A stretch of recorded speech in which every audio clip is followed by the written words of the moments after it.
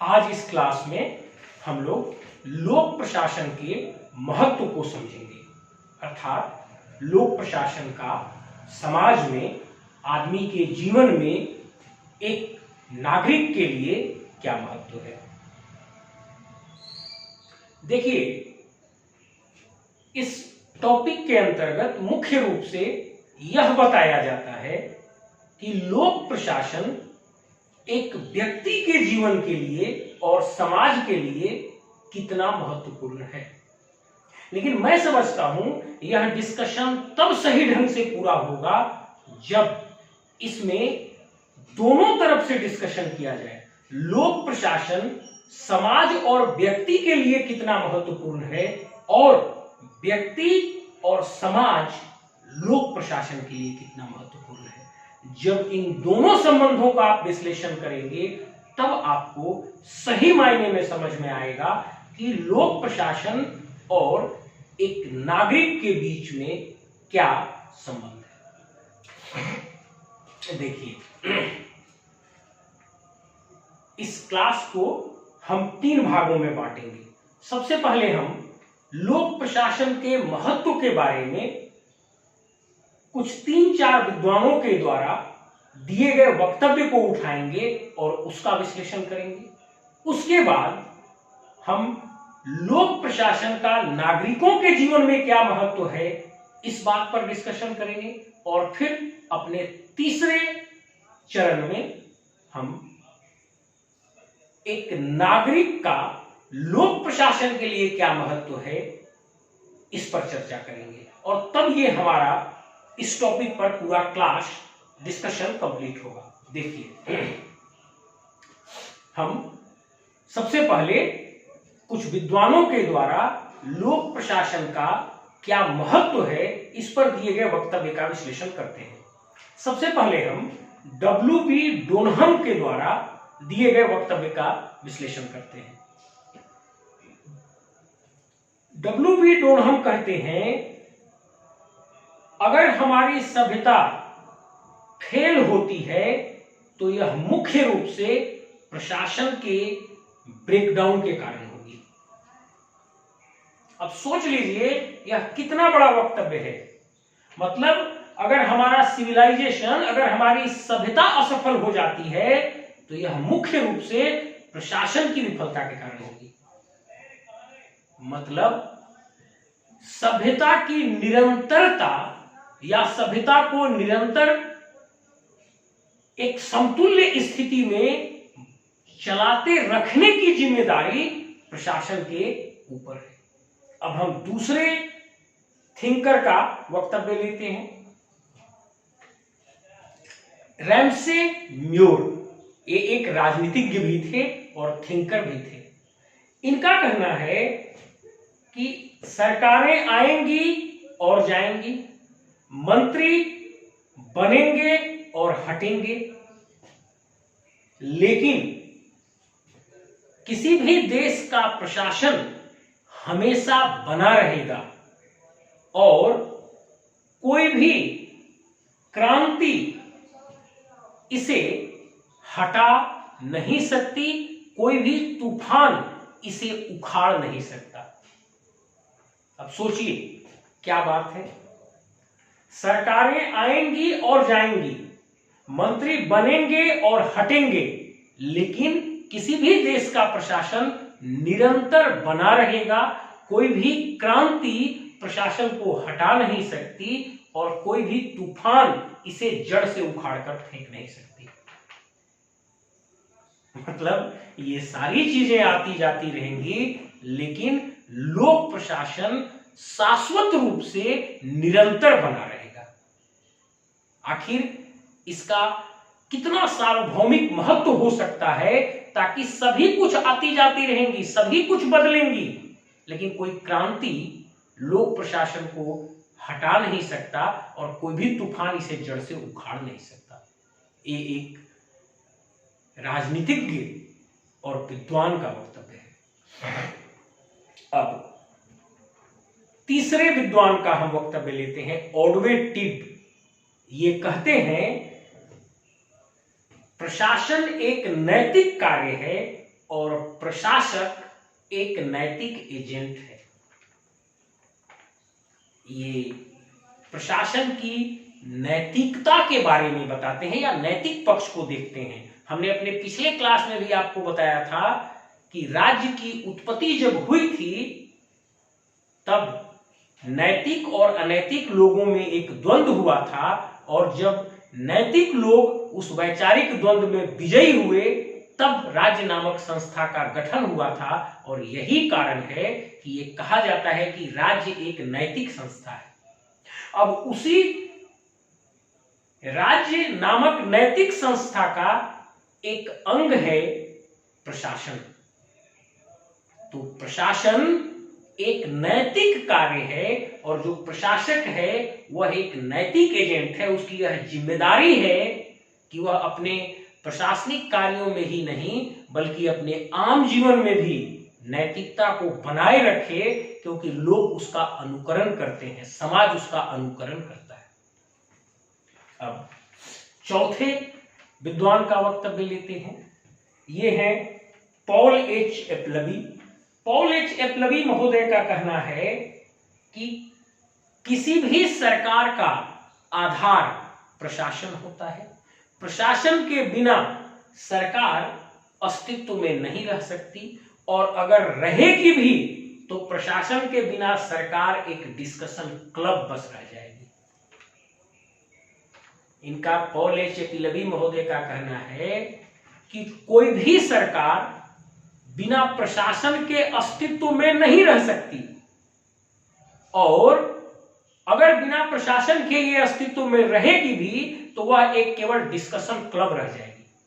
आप सोच के देखिए, जितने भी सरकार के द्वारा निर्णय लिए जाते हैं, विधायिका चाहे वो केंद्र सरकार की विधायिका संसद हो या राज्य सरकार की विधायिका विधानसभा हो, जितने भी डिस्कशन किए जाते हैं, निर्णय लिए जाते हैं, कानून पारित किए जाते हैं, उनको लागू कौन करता है? और अगर यह लागू करने वाला एजेंट प्रशासन नहीं रह जाएगा तो सरकार केवल एक डिस्कशन क्लब नहीं रह जाएगी। आप लगाइए अंदाजा।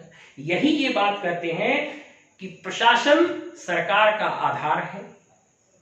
बिना प्रशासन के कोई सरकार अस्तित्व में नहीं रह सकती, और यदि रहेगी तो वह मात्र डिस्कशन क्लब रह जाएगी, क्योंकि उसके द्वारा लिए गए निर्णयों को लागू करने वाला तब कोई नहीं रहेगा यदि लोक प्रशासन नहीं रहेगा तो। इस प्रकार इन चार विद्वानों के वक्तव्य से काफी कुछ आपको स्पष्ट हो गया होगा कि लोक प्रशासन का क्या महत्व है।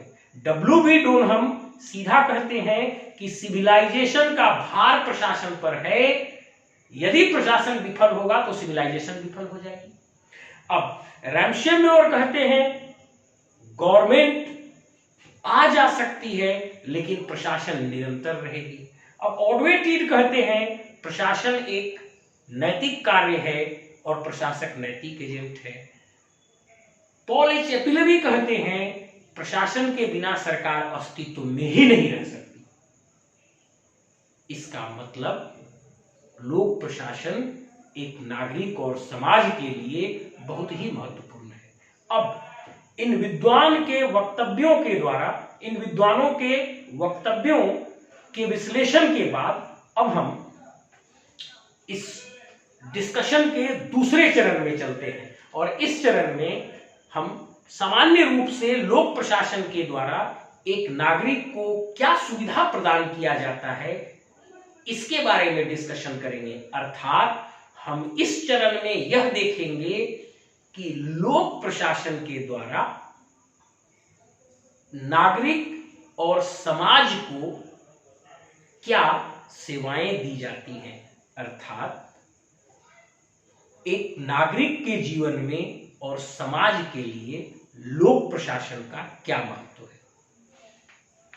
सबसे पहले हम शुरुआत यहीं से करते हैं। पहला, सार्वभौमिक अस्तित्व। आप देखिए, प्रशासन किसी भी काल का आप ले लीजिए। जैसा कहा जाता है कि जब आज से 2-3 हजार साल पहले राज्य का गठन हुआ तब जो सरकार थी वो राजतंत्रात्मक थी। धीरे धीरे राजनीतिक थिंकरों ने उसे उदारवादी बनाया और जैसे हॉब्स, लॉक, रूसो, बेंथम, मिल, ये निरंतर राज्य पर लिखने वाले विद्वान हैं और इन विद्वानों के द्वारा निरंतर राज्य को उदार और कल्याणकारी दिशा में ले जाया गया और सरकार का स्वरूप बदलते गया। मतलब पहले कहते हैं कि राजतंत्रात्मक राज्य था, उसके बाद फिर कहा जाता है पुलिस स्टेट था, फिर कहते हैं धीरे धीरे कल्याणकारी स्टेट की ओर हम चले, अब अभी प्रजातांत्रिक राज्य है और ये पूर्ण रूप से एक कल्याणकारी राज्य है। राज्य का स्वरूप जो भी रहा हो, राजतंत्रात्मक रहा हो, पुलिस स्टेट रहा हो, साम्यवादी स्टेट रहा हो, कल्याणकारी स्टेट रहा हो, प्रजातांत्रिक स्टेट रहा हो, राज्य का स्वरूप कुछ भी रहा हो, सरकार की प्रकृति कुछ भी रही हो, लेकिन प्रत्येक प्रकार के राज्य में, प्रत्येक प्रकार के सरकार में लोक प्रशासन जरूर रहा है, क्योंकि सरकार के निर्णयों को लागू करने के लिए एक तंत्र, एक संगठन की आवश्यकता हमेशा हुई है और उस तंत्र का नाम है प्रशासन। मतलब सार्वभौमिक अस्तित्व रहा है लोक प्रशासन का। सरकार की, राज्य की प्रकृति और सरकार की प्रकृति कुछ भी रही हो, लेकिन लोक प्रशासन हमेशा अस्तित्व में रहा है। हाँ, ये बात जरूर है कि जब राज्य राजतंत्रात्मक था, जब राज्य कल्याणकारी होने लगा, जब राज्य अल्ट्रा कल्याणकारी की स्थिति में आ गया, या जब राज्य साम्यवादी प्रकार का है, तब प्रशासन की प्रकृति, प्रशासन का स्वरूप बदलेगा, प्रशासन के तंत्र का स्वरूप जरूर बदलेगा, लेकिन रूप भले बदलेगा, लेकिन लोक प्रशासन अस्तित्व में रहेगा जरूर। लोक प्रशासन अस्तित्व में जरूर रहेगा।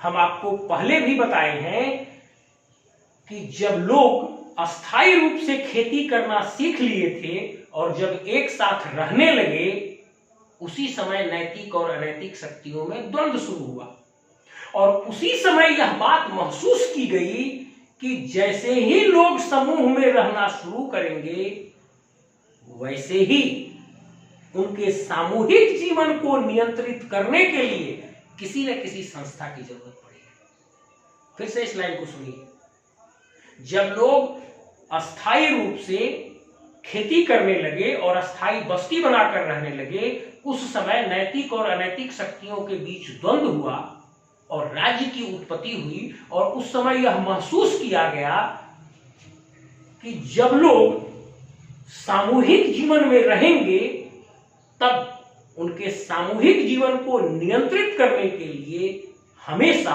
एक संस्था की जरूरत होगी और वही संस्था राज्य बनी और राज्य का आवश्यक अंग सरकार है और सरकार का आवश्यक मशीनरी प्रशासन है। मनुष्य के सामूहिक जीवन को नियंत्रित करने के लिए आवश्यक संस्था राज्य है। इस राज्य नामक संस्था का आवश्यक अंग सरकार है और इस सरकार नामक संस्था का आवश्यक हाथ या मशीन प्रशासन है, जिस हाथ या मशीन से सरकार काम करती रही है। और इस प्रकार सरकार का स्वरूप और राज्य का स्वरूप कुछ भी रहे, काल कोई भी हो, लेकिन प्रशासन सार्वभौमिक रूप से अस्तित्व में हमेशा रहा है और रहेगा। अब एक और उदाहरण से आप समझिए। पुराने काल में, मुगल काल में जिला को नियंत्रित करने के लिए सूबेदार होते थे।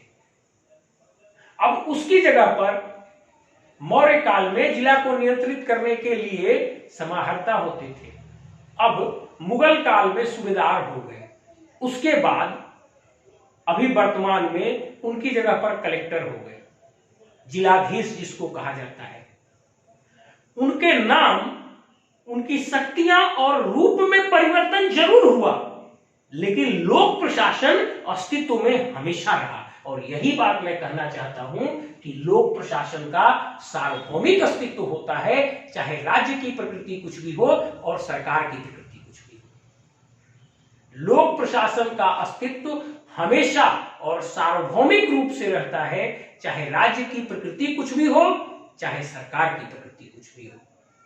अब मतलब लोक प्रशासन का अस्तित्व सार्वभौमिक रूप से हमेशा से रहा है और हमेशा रहेगा। अब अगला बिंदु आइए, नागरिकों के जीवन में आवश्यक सेवाएं प्रदान करना।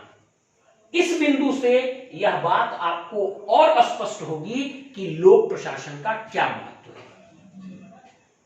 नागरिकों को आवश्यक सेवाएं प्रदान करना, इस बिंदु का विश्लेषण कीजिए। देखिए, प्रशासन ऐसे समझिए, सरकार अपने नागरिकों को उनके जीवन की आवश्यकता से संबंधित सेवाएं और सुविधाएं प्रदान करती है। किसके माध्यम से? लोक प्रशासन के माध्यम से। सरकार कोई भी वादा करती है और कुछ भी सुविधा और सेवा अपने नागरिक को देना चाहती है तो वह लोक प्रशासन के माध्यम से ही देती है। अब देखिए, व्यक्ति का जब जन्म होता है तो आज प्रशासन की ओर से जन्म प्रमाण पत्र जारी किया जाता है। व्यक्ति जब बड़ा होता है तब शिक्षा की आवश्यकता होती है और राज्य की ओर से अपने शिक्षण संस्थाओं के माध्यम से नागरिकों को शिक्षा प्रदान किया जाता है। जब व्यक्ति के जीवन में जब स्वास्थ्य संबंधी समस्याएं होती हैं तब सरकारी अस्पताल के माध्यम से स्वास्थ्य संबंधी सेवाएं नागरिकों को उपलब्ध कराई जाती है। अभी भारत सरकार में आयुष्मान भारत नामक एक व्यवस्था लाई गई है, जिसमें कम आय वर्ग के लोगों को बड़े बड़े बीमारियों के इलाज के लिए निजी संस्थानों में भी सरकार अपनी ओर से राशि प्रदान करती है और उनकी स्वास्थ्य सेवाएं और उनकी इलाज कराती है और उन्हें स्वास्थ्य सेवाएं प्रदान करती है। क्योंकि सरकार के अस्पतालों में, छोटे मोटे अस्पतालों में उतनी बड़ी सुविधाएं नहीं होती, इसलिए सरकार ने आज स्वास्थ्य क्षेत्र में जो आयुष्मान भारत की संकल्पना लाया है सरकार ने, इसके द्वारा 5 लाख तक की बीमारी, मतलब बड़ी बीमारी का जिसके खर्चे 5 लाख तक आ सकते हैं, का इलाज निजी संस्थानों में भी कराया जा रहा है। ये आज सरकार का अल्ट्रा लिबरल और अल्ट्रा कल्याणकारी चेहरा है। अब शिक्षा और स्वास्थ्य के बाद आगे आइए, सरकार रोजगार प्रदान करती है। सरकार सबसे बड़ी रोजगार प्रदाता भी है। अपने विभिन्न विभागों, विभिन्न कंपनियों, कॉरपोरेशन के माध्यम से सरकार लोगों को रोजगार प्रदान करती है और यहां तक कि कई प्रकार की ऋण और सुविधाएं भी उपलब्ध कराती हैं, जिसके माध्यम से सब्सिडाइज्ड रेट पर नागरिकों को ऋण दिया जाता है और इससे उनको स्वरोजगार के लिए प्रेरित किया जाता है। अब भोजन के बारे में आइए। सरकार के द्वारा नागरिकों को जो स्वयं भोजन इकट्ठा करने में सक्षम नहीं है, उन्हें भोजन की भी सुविधा प्रदान की जाती है और भारत इसका सबसे बेहतरीन उदाहरण है। जो भारत की पब्लिक डिस्ट्रीब्यूशन सिस्टम है, यह विश्व की सबसे बड़ी पब्लिक डिस्ट्रीब्यूशन सिस्टम है। देश के आजाद होते ही इस पीडीएस सिस्टम की शुरुआत की गई थी और आज देश की एक बहुत बड़ी जनसंख्या को सरकार की ओर से बहुत ही कम दर पर, ये कह लीजिए कि मुफ्त में अनाज दिया जाता है, जिससे लोग भरपेट अनाज प्राप्त कर सके। हमारे राज्य में सोना सोरिन धोती साड़ी योजना चलाई जाती है। इससे सरकार के गरीब वर्ग के लोगों को, राज्य के गरीब वर्ग के लोगों को सरकार कपड़ा उपलब्ध कराती है। अब सरकार के द्वारा अपने नागरिकों को आवास संबंधी सुविधाएं दी जाती है। प्रधानमंत्री आवास योजना, इंदिरा गांधी आवास योजना, बाबा साहब अम्बेडकर आवास योजना, बिरसा आवास योजना और इस तरह की कई आवास योजनाएं हैं जिनके माध्यम से समाज के गरीब वर्ग के लोगों को आवास की सुविधा प्रदान की जाती है और पक्के का आवास दिया जाता है। अब आप देखें, जन्म प्रमाण पत्र सरकार की एक संस्था देती है। आप बड़े होते हैं, शिक्षा की सुविधा सरकार देती है, स्वास्थ्य सेवाएं सरकार देती है। आयुष्मान भारत अभी स्वास्थ्य सेवा में नया एक जोड़ी गई योजना है। इसके बाद आपको रोटी पीडीएस सिस्टम के माध्यम से, पब्लिक डिस्ट्रीब्यूशन या सरकारी राशन दुकान के माध्यम से आपको अनाज अर्थात रोटी सरकार देती है। इसके बाद सोना सोरिन धोती साड़ी योजना के माध्यम से सरकार आपको कपड़ा देती है। इसके बाद प्रधानमंत्री आवास, इंदिरा गांधी आवास, बाबा साहब अम्बेडकर आवास, बिरसा आवास और दूसरी आवास योजनाओं के माध्यम से सरकार आपको मकान भी देती है, मतलब रोटी कपड़ा मकान भी देती है। सरकार आपको रोजगार भी देती है, अपने यहाँ विभिन्न पदों पर आपको नियोजित करके रोजगार देती है। और यदि आप स्वरोजगार चाहते हैं तो सब्सिडाइज्ड रेट पर सरकार ऋण देकर आपको स्वरोजगार की भी सुविधा प्रदान करती है, मतलब रोटी कपड़ा मकान रोजगार भी देती है। अब आपके जब जीवन का अंत होने लगता है तो वृद्धा आश्रम के माध्यम से अनाथ और वृद्ध लोगों को सरकार शेल्टर भी देती है।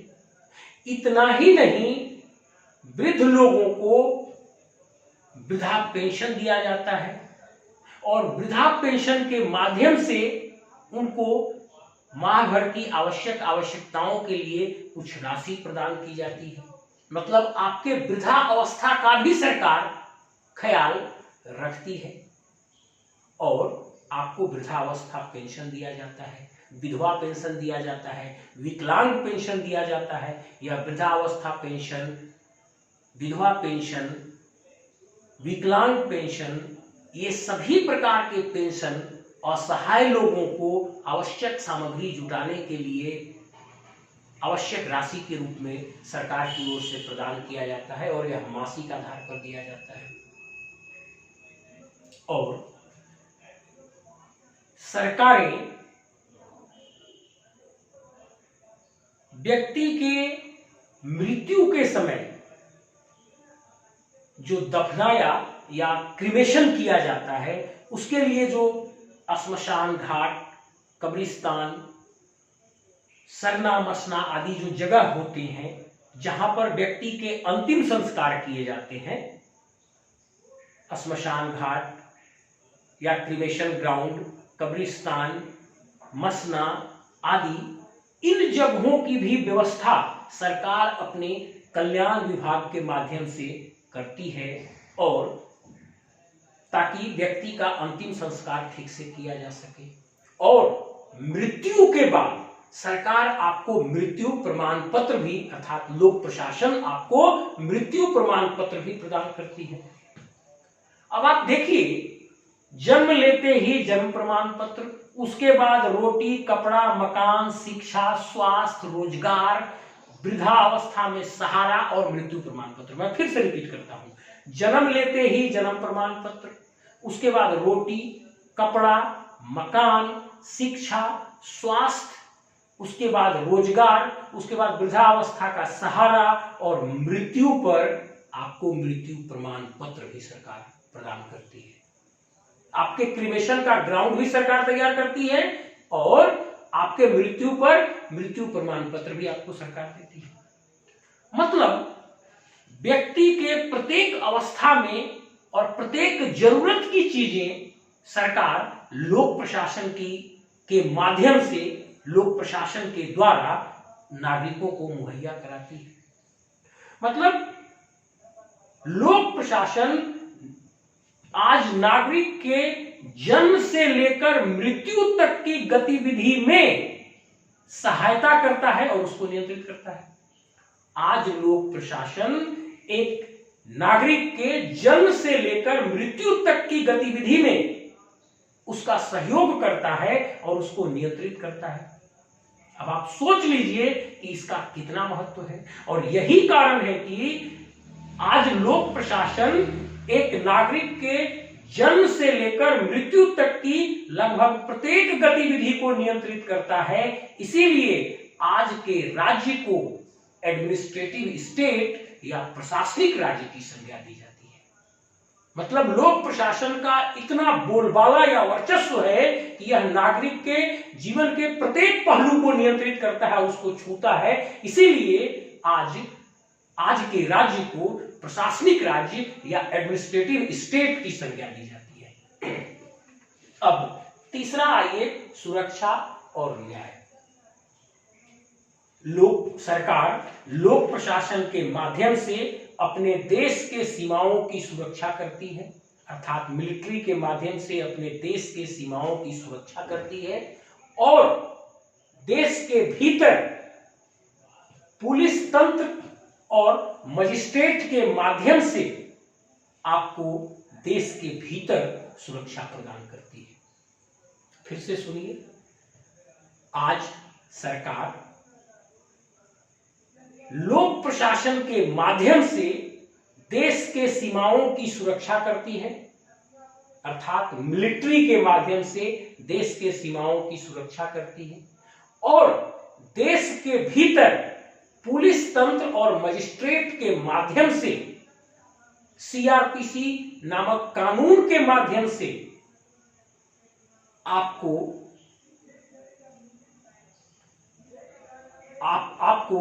जीवन, संपत्ति और परिवार की सुरक्षा प्रदान करती है। और न्याय व्यवस्था के माध्यम से आपको न्याय उपलब्ध कराती है। पुलिस तंत्र, मजिस्ट्रेट और सीआरपीसी जैसे कानून के माध्यम से आपको आपके जान, माल, परिवार, घर, संपत्ति आदि को सुरक्षा प्रदान करती है। और न्याय व्यवस्था के माध्यम से आपको न्याय प्रदान करती है।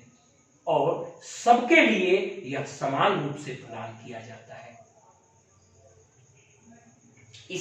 इसको सुरक्षा और न्याय को मेरिट गुड्स कहा जाता है। मेरिट गुड्स का मतलब है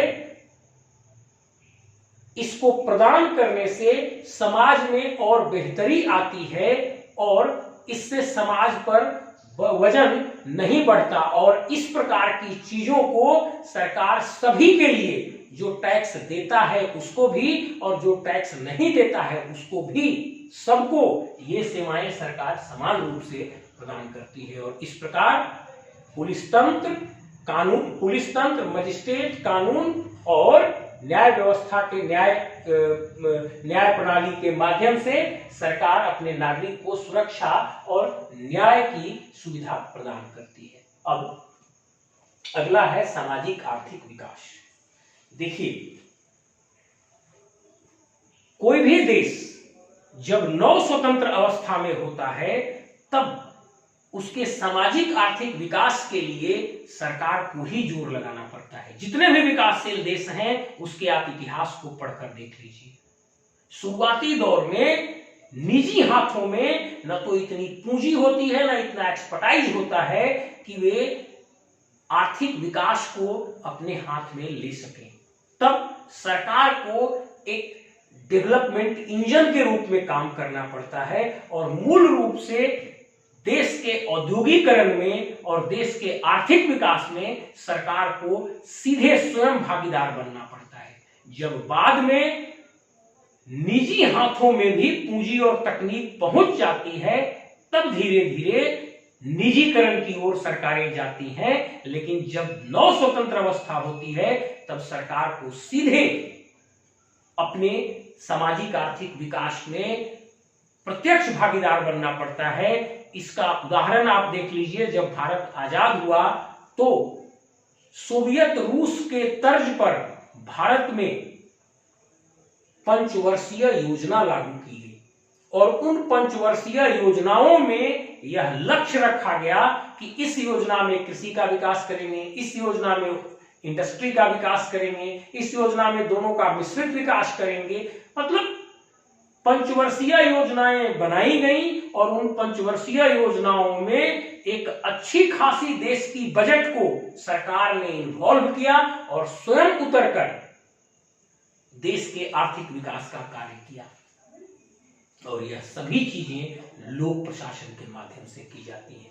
मतलब नव स्वतंत्र विकासशील देशों में, नव स्वतंत्र अविकसित और विकासशील देशों में सामाजिक और आर्थिक विकास का दायित्व प्रत्यक्ष रूप से लोक प्रशासन को अपने कंधों पर लेना होता है और भारत इसका बेहतरीन उदाहरण है, जहां पंचवर्षीय योजनाओं के माध्यम से देश का प्राथमिक क्षेत्र अर्थात कृषि वाला क्षेत्र और सेकेंडरी अर्थात उद्योग का क्षेत्र का विकास किया गया। मतलब देश का आर्थिक विकास लोक प्रशासन के द्वारा पंचवर्षीय योजनाओं के माध्यम से किया गया।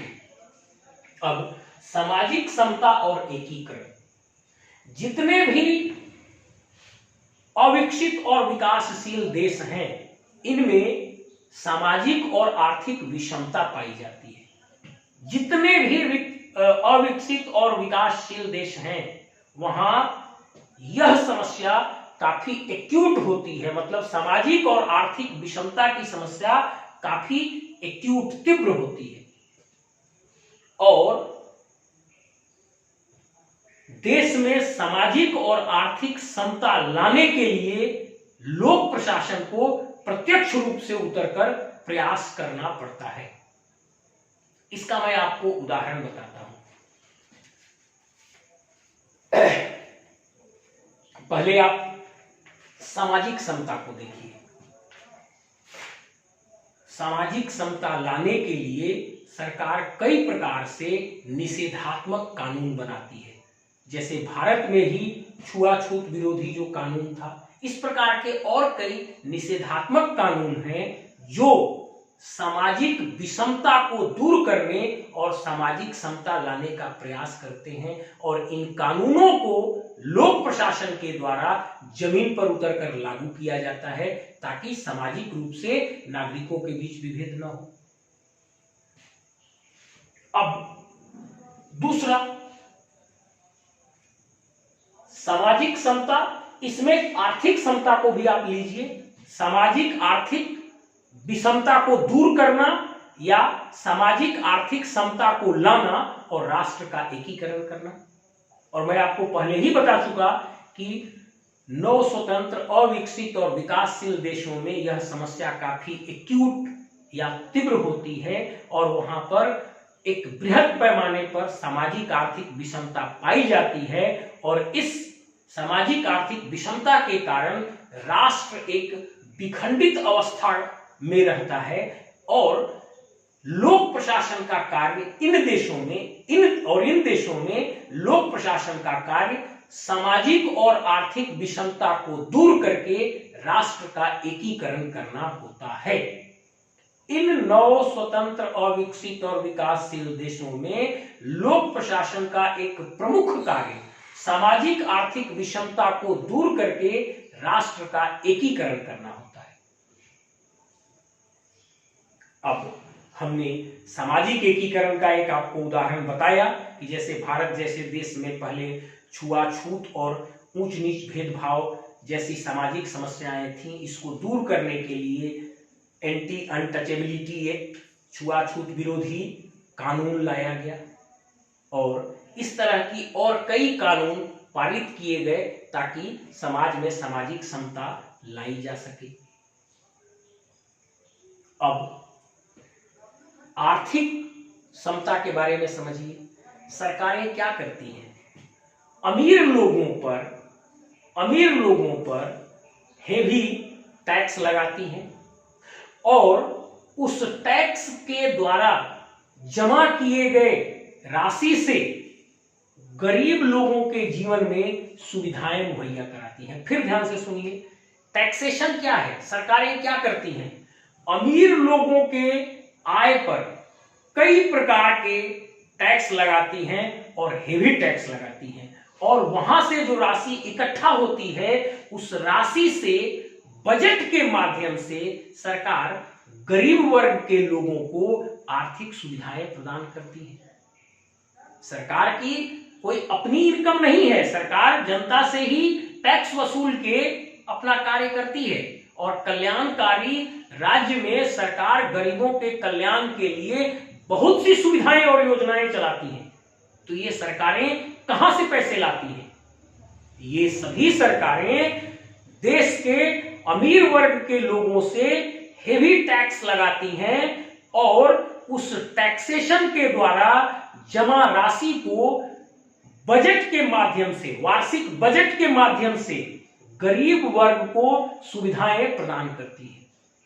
उस जमा राशि से बजट के माध्यम से देश के गरीब वर्ग के लोगों को आर्थिक सुविधाएं प्रदान करती हैं ताकि आर्थिक विषमता को दूर किया जा सके। इससे पहले मैंने जितनी भी आपको योजनाएं बताई, रोटी, कपड़ा, मकान और कई तरह की योजनाएं हैं, शिक्षा से संबंधित योजनाएं, कई तरह की सब्सिडी दी जाती हैं, ये सभी राशि अमीर लोगों के इनकम से टैक्स के रूप में ली जाती हैं, कर के रूप में ली जाती हैं, और वार्षिक बजट के माध्यम से गरीब लोगों को सुविधाएं प्रदान की जाती हैं, और यह कार्य लोक प्रशासन प्रत्यक्ष रूप से इन्वॉल्व होकर करता है। सामाजिक आर्थिक विषमता को कम करने के लिए भारत में दो चीजें मुख्य रूप से देखी जा सकती हैं। पहला है आरक्षण और दूसरा है सब्सिडी। जब भारत देश आजाद नहीं हुआ था उसी समय 1932 ईस्वी में महात्मा गांधी पुणे के यरवदा जेल में बंद थे, और अंग्रेजी शासन के द्वारा मुस्लिमों के साथ साथ अलग अलग सभी वर्गों को कम्युनल आधार पर इलेक्टोरेट प्रदान किया जाता था, किया जाने वाला था।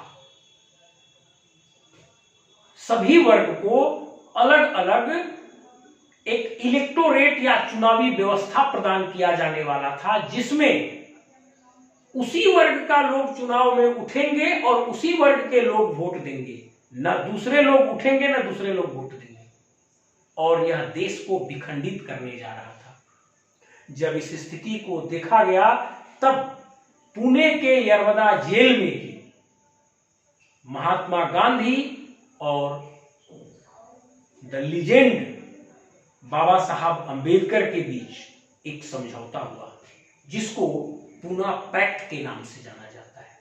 1932 ईस्वी में पुणे के यरवदा जेल में महात्मा गांधी, राष्ट्रपिता महात्मा गांधी और लीजेंड महान नायक बाबा साहब अंबेडकर के बीच एक समझौता हुआ, और इसी समझौता को पूना पैक्ट के रूप में जाना जाता है। और उसी समझौता में लगभग यह आधार बना, यह तय किया गया कि समाज के पिछड़े तबके के, पिछड़े वर्ग के लोगों को विभिन्न प्रकार से आरक्षण दिया जाएगा। विधायिका से लेके सरकारी नौकरी तक में आरक्षण दिया जाएगा, और वहीं से लगभग इस आरक्षण की पृष्ठभूमि तैयार की गई थी। और उसके बाद जब देश आजाद हुआ तब विधायिका के चुनाव, विभिन्न प्रकार के निर्वाचन में, सरकारी नौकरी में, शिक्षण संस्थाओं में आरक्षण की व्यवस्था की गई, ताकि समाज के कमजोर तबके के लोग इसका लाभ ले सकें और समाज और भारत में पाई जा रही जो सामाजिक आर्थिक विषमता है उसको कम किया जा सके। ये हुई आरक्षण की व्यवस्था। और दूसरा है सब्सिडी। गरीब लोगों को सरकारें सब्सिडी देती हैं, अर्थात जितना मूल्य का सामान होता है उससे कम कीमत पर वो सामान उपलब्ध कराई जाती है और बचा हुआ कीमत सरकार अपने ऊपर वहन करती है। और इस प्रकार भारत देश में आरक्षण और सब्सिडी के माध्यम से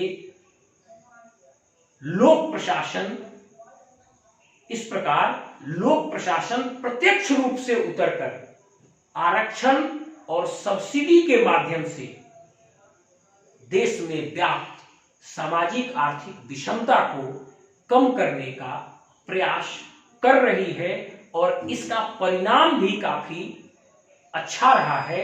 इससे देश में आर्थिक और सामाजिक विषमता में काफी कमी आई है। हमारे देश के संविधान की प्रस्तावना में भी सामाजिक आर्थिक समता की बात की गई है और लोक प्रशासन प्रत्यक्ष रूप से उतरकर सामाजिक आर्थिक समता लाने का प्रयास कर रहा है और इससे राष्ट्र का एकीकरण हो रहा है और राष्ट्र मजबूत भी हो रहा है। अब शासन में निरंतरता, अगला पॉइंट है शासन में निरंतरता। आप ध्यान से समझिए, हर 5 साल के बाद चुनाव होता है, कई बार मिड टर्म इलेक्शन होता है। उस समय पूरी सामाजिक व्यवस्था को कौन चलाता है?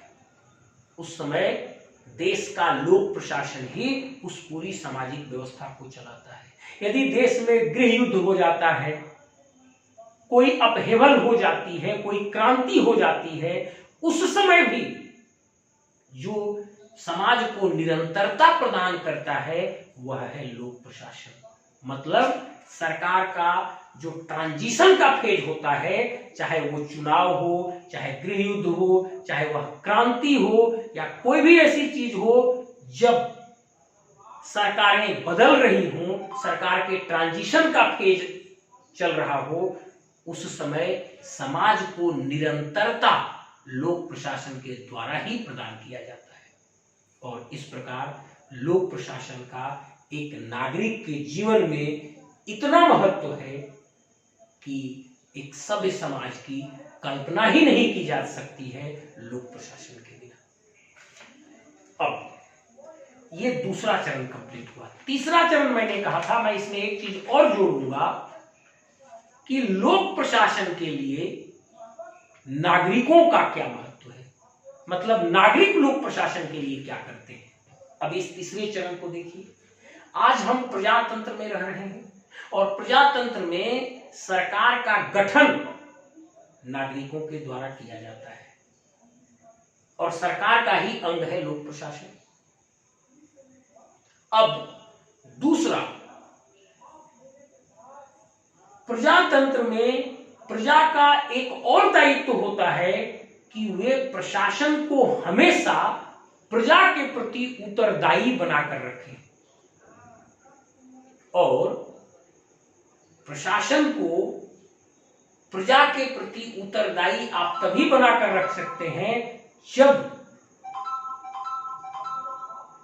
प्रजा प्रत्यक्ष रूप से प्रशासन में भागीदार बने। प्रशासन में जब वो भागीदार बनेगी प्रजा, तभी प्रशासन को प्रजा के प्रति उत्तरदायी रख सकती है। और जब सरकार निरंकुश हो जाती है तब प्रजा के द्वारा उस सरकार का विघटन या डिसोल्यूशन भी किया जाता है। मतलब सरकार के जन्म, सरकार की निरंतरता और सरकार के विघटन तक में नागरिकों की भी प्रत्यक्ष भूमिका होती है। इस प्रकार लोक प्रशासन और नागरिक एक दूसरे के साथ बिल्कुल सन्निहित हैं और एक के बिना दूसरे की परिकल्पना करना संभव नहीं है। चलिए, अगर पूरा सुनने के बाद आपको ऐसा लगे कि यह क्लास आपके लिए उपयोगी है, आपकी सिविल सेवा की तैयारी में आपको सहयोग प्रदान करता है, तब आप इस क्लास को सब्सक्राइब कर सकते हैं। Thank you.